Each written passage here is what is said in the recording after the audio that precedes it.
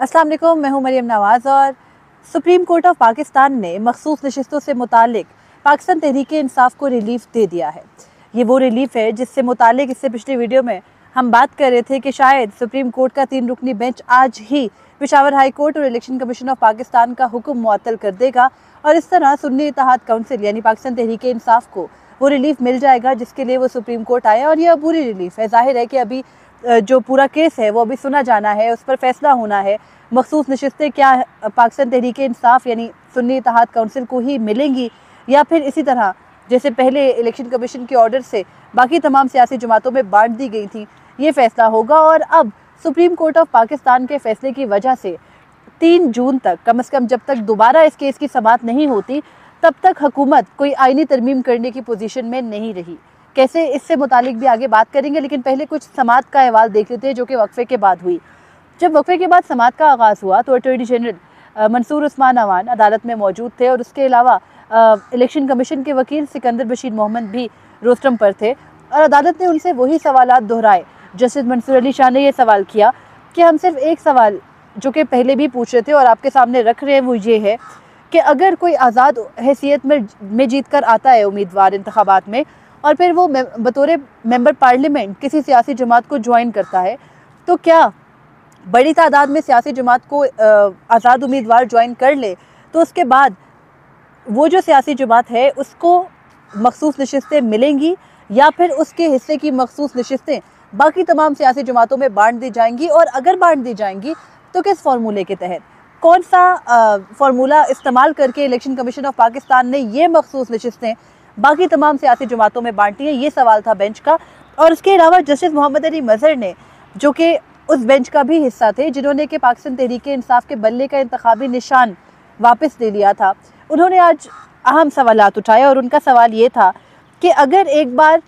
Seats allocate हो गई है सियासी जमातों को जो कि इंतखाबात जीत के आई हैं, तो फिर दोबारा से उन्हीं सियासी जमातों को मज़ीद नशिस्तें कैसे एलोकेट हो सकती हैं। यानी एक बार इलेक्शन कमीशन ने जो मुतनासिब नुमाइंदगी है उसका फार्मूला लगा लिया, तो फिर कौन सा कानून या कौन सा एक्ट आपको इजाज़त देता है कि आप दूसरी बार वही मुतनासिब नुमाइंदगी का जो फार्मूला है उसको अज़ खुद लगाएं और दोबारा से तमाम नशिस्तें सियासी जमातों पर बांट दें। और यहाँ पर जस्टिस मोहम्मद अली मजहर ने एक मरतबा फिर इलेक्शन कमीशन के किरदार के ऊपर सवाल उठाते हुए ये कहा कि इलेक्शन कमीशन के पास कौन सी ताकत है अज़ खुद इस मखसूस नशिस्तों के मामले पर सियासी जमातों के बीच में नशिस्तें बांटने की। उसके अलावा जस्टिस अतर मिनल्ला, जो कि पहले भी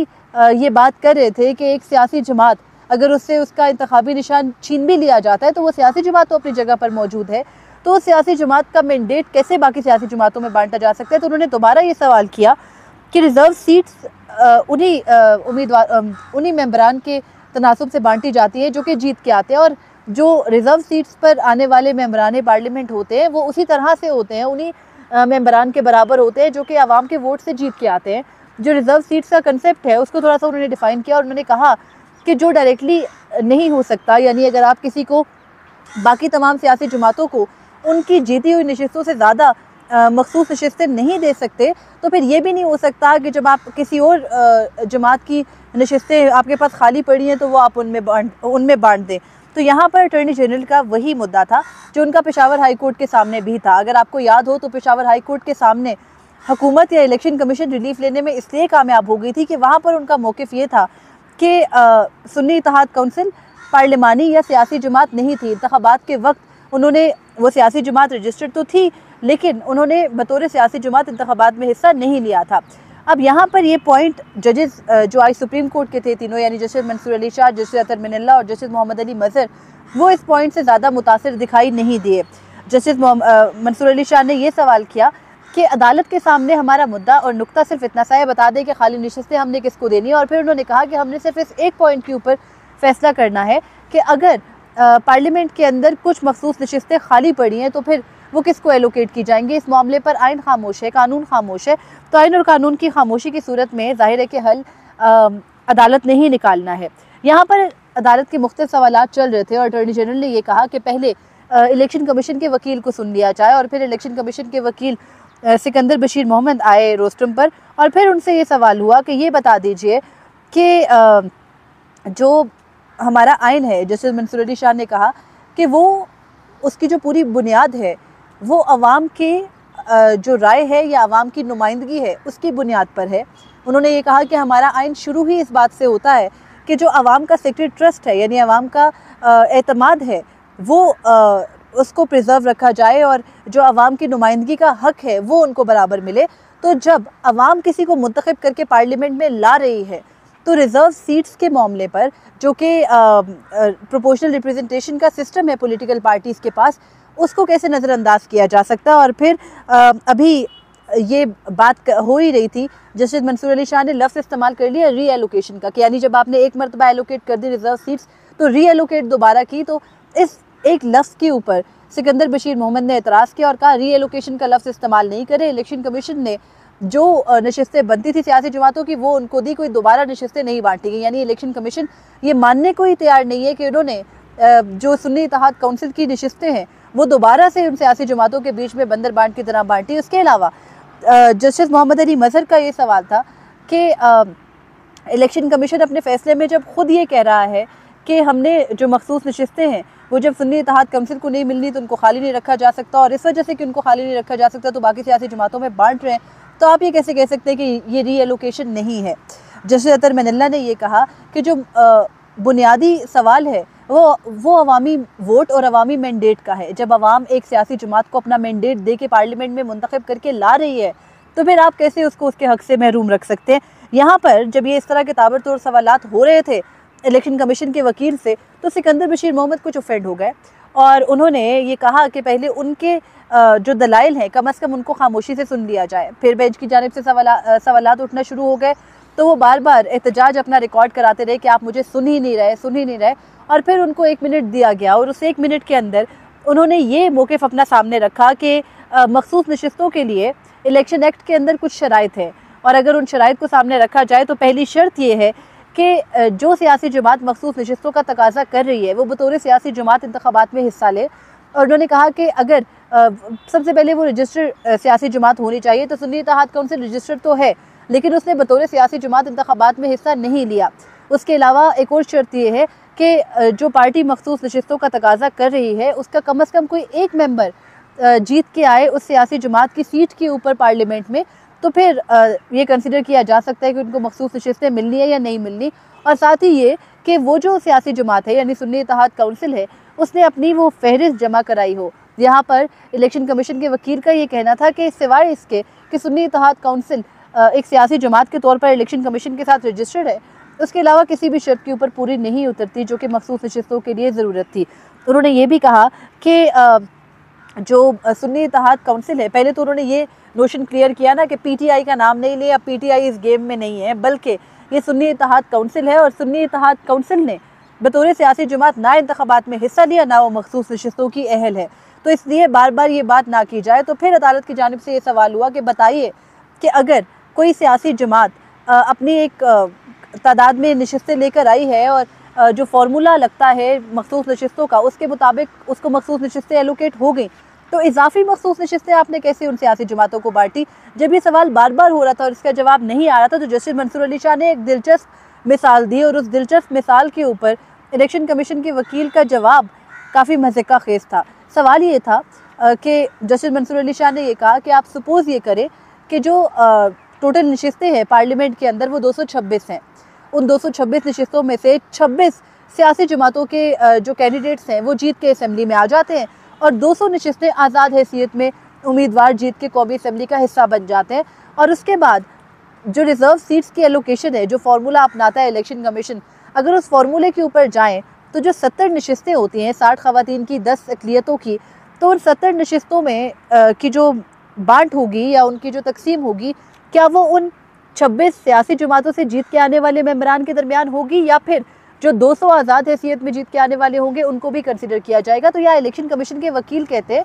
कि जो 26 सियासी जमातों से जीत के आने वाले उम्मीदवार होंगे उनके दरमियान वो 60 या 70 मखसूस नशिस्तें बांट दी जाएंगी। उनके इस जवाब पे अदालत में कह के गूंजे तो जस्टिस मंसूर अली शाह ने उनका की तवज्जो दिलाई कि देखिए आपके जवाब पे अदालत में सब हंस रहे। तो इलेक्शन कमीशन के वकील जो कि ऑलरेडी काफ़ी जज्बाती थे उन्होंने कहा कि देखिए क्राउड तो हंसता रहता है लेकिन आइन आइन ही रहता है और आइन में इजाज़त नहीं है और जगह भी नहीं है सियासी जमात के अलावा आज़ाद हैसियत में आने वालों के लिए मखसूस नशिस्तों की। यहाँ पर अदालत उनके सिकंदर बशीर मोहम्मद के इस जो